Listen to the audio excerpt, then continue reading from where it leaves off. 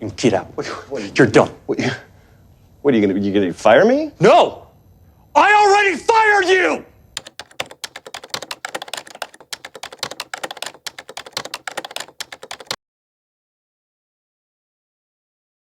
Let's discuss emergency funds. An emergency fund, as evident from its name, is money that you set aside in case of emergencies. Now, we do have life and health insurance for that, but an emergency fund is for something that might not arise in case of a health or life insurance. For example, say if you lose your job, and with talks about global recession that might come, I think it's a good time to start thinking about emergency funds. Now, the definition itself covers the why of an emergency fund, but there are two other factors which I would like to specifically talk about in this video, that is the how and the where. So how much money do you need to set aside for an emergency fund? Ideally, the amount should be around 8 to 12 months of expenses that you would need for your survival. That includes covering the two most basic needs, that is food and shelter. So every month you need to calculate how much money are you spending on food and related utilities like grocery, etc. And if you have any family member who's entirely dependent on you, obviously you need to include their expenses as well. So that was food. Now coming to shelter, if you are staying on rent, you need to include the amount of money that you pay towards rent every month. And if you have your own house, you can include any maintenance expenses if you think you incur on a monthly basis. Now these two should absolutely form part of your monthly expenses, but if you think there are any other expenses that you incur on a monthly basis, you should include those as well. For example, expenses towards any medication that you might take every month, or towards any premium that you are paying every month. You should include these as well, but remember, include only the absolutely basic and essential items, which definitely do not include, say, eating out or going for movies or going for a weekend trip. So you should only include those items which are bare minimum and which is absolutely required for surviving smoothly. So you get the idea, right? Which kind of expenses are those in your case? So now that you have arrived at your monthly amount, simply multiply that by 12 and you would have the total emergency fund that is required in your case.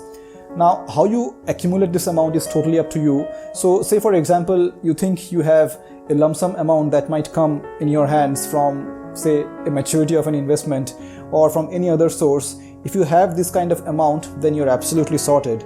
But for majority of the people, this won't be the case. Well, if you divide the total emergency fund amount that you arrived at by 12, you would get the monthly number, which we obviously calculated earlier. So now you know that this is the amount which you need to set aside every month for a period of 12 months if you want to accumulate this emergency fund. But this is not an absolute amount. If you think you can set aside every month an amount that is higher than this, feel free to do that, because your objective here is to accumulate this emergency fund as early as possible, because you never know when an emergency might strike. It might happen next week, next month, or even next year. So your objective should be to get this total amount as soon as possible.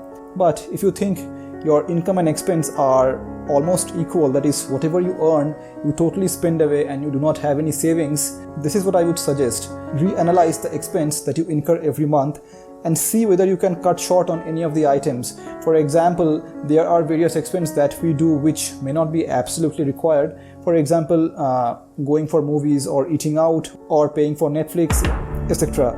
So I would suggest, till the time you accumulate this emergency fund, try to cut short on those expenses and divert those amount towards accumulating this emergency fund. And even if then you think you do not have any savings, start with whatever amount you can, as low as that may be. It could be rupees 100, 500 or whatever it is, but it's important for you to start accumulating some amount at least every month that would go ahead towards this emergency fund.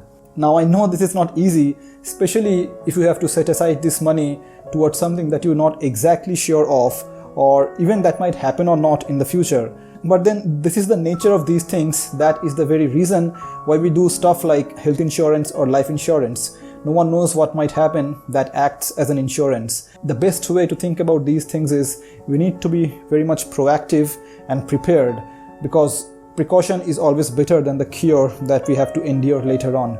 Now, wherever you keep this emergency fund, it is crucial that it meets the two criteria which is very important. That is liquidity and safety. Now, when I talk about liquidity, what I mean is when you need this money, it should be ready for spending in your hands as early as possible, probably on an immediate basis. And when I talk about security, I mean the value of whatever you're accumulating in this fund should not fall over a period of time or when you need that money. So these two factors needs to be absolutely ensured whenever you're storing something in an emergency fund. So for this, you can put the money that you're setting aside for an emergency fund in two areas. One is a savings account and the other is liquid mutual funds. Now, there is no fixed ratio as to how you can divide between these two, but you can keep around 30% in a savings account and the rest, that is 70%, you can keep in a liquid mutual fund.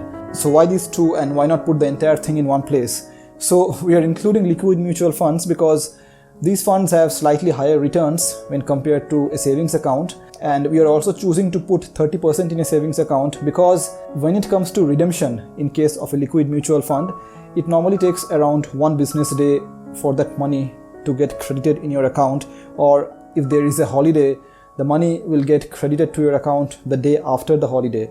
So if there is an emergency and you need the money today itself, like right now, if you have some in your savings account, it can be easy because you can go and withdraw that amount immediately. So that is the reason you can keep around 25 to 30% in a savings account and the rest in a liquid mutual fund. So for choosing a liquid mutual fund, you can browse the internet and you will find various websites which lists the mutual fund.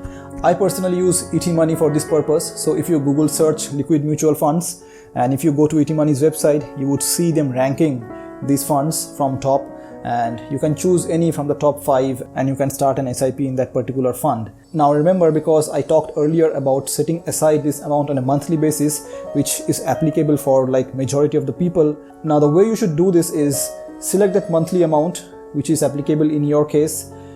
70% of that, start an SIP in a liquid mutual fund, and the rest you can start depositing in a savings account. Now this is important. Do not use your regular savings account which you have for your household expenses for this purpose. Open a new savings account and give a standing instruction to your bank. For example, if you have a salary account in a particular bank, give a standing instruction to that bank that every month when your salary comes in, this particular amount would get transferred from your salary account to that savings account which you have opened for the emergency fund. That is how you should do it. Otherwise, it all gets mixed up and you do not keep track and you end up spending from the fund that you're accumulating. And obviously, it goes without saying that the savings account which you have opened for an emergency fund, that should not be touched for any other purpose other than if it's an emergency. So that is how you should start setting aside your money for the purpose of an emergency fund. In order to check out the different types of mutual fund that we have, you can go ahead and click here. And in order to know that how you should approach life insurance, please go ahead and click here. That was it for this video, and until the next one, take care, see you, and bye bye.